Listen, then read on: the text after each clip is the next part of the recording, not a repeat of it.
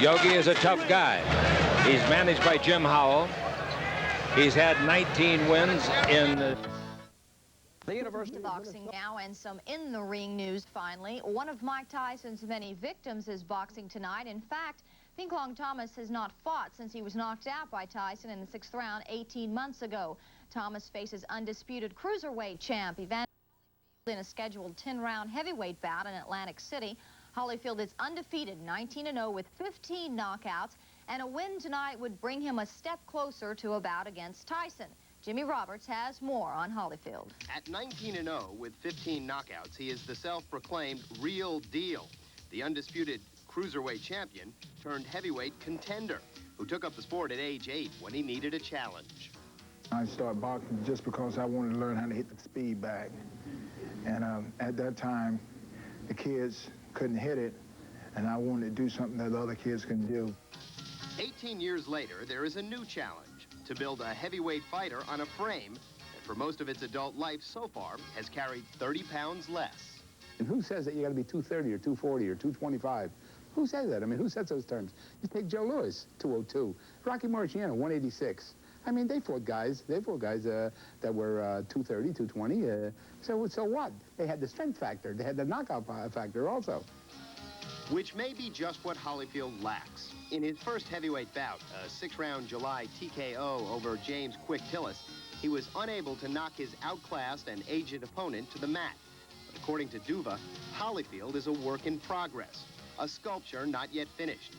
For the past year or so, he has been under the supervision of a nutritionist, a physical conditioner, and an orthopedic surgeon to supervise his systematic transformation from the real deal to a really big deal. 4 years ago, when I first took him over, as soon as he got out of the amateurs, he used to be that skinny kid at 178 pounds eating junk food and such like that, you know. I like going to a nice restaurant, but the fact that it takes them 30 or 40 minutes to bring my food, you know, I'd rather go to a Burger King. But you can't always have it your way when training for a heavyweight fight. So Holyfield now eats 5 protein and carbohydrate-packed meals a day, along with an exercise regimen centering on strength as well as conditioning. At 210 pounds, his body fat is still only about 5%, which is 10% less than average. The last time the heavyweight division held a fight of any significance was 6 months ago right here in Atlantic City when Mike Tyson fought Michael Spinks, the undisputed championship of the world. And although by most reports Mike Tyson is overweight and nowhere near in fighting condition, his presence is felt surrounding this fight as if he himself were one of the participants.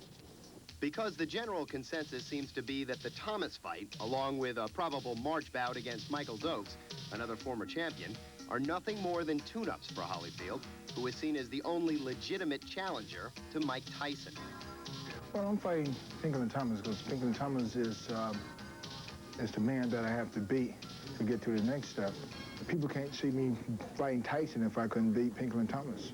You know, it's just, that'd just be out of the question for me to fight Tyson and I couldn't beat Pinkerton Thomas. So right now, Pinkerton Thomas is the main thing that's on my mind. But the last time a pumped-up, less-than-heavyweight challenged the champ, it turned out to be no challenge at all. I think he had more weight than strength. It's the opposite with Evander Holyfield. Evander is developing strength he's developing. And so Friday night, the world gets to see if the real deal is the new deal, or just another hopeful Tyson dance partner in a lackluster heavyweight division. Reporting from Atlantic City, I'm Jimmy Roberts, ESPN. And, of course, we hope to have highlights for you from that bout tonight on 1130 Sports Center. Larry and Chris return tonight. Yeah, and there are more than a few people who think that the road has been paved for Evander Holyfield.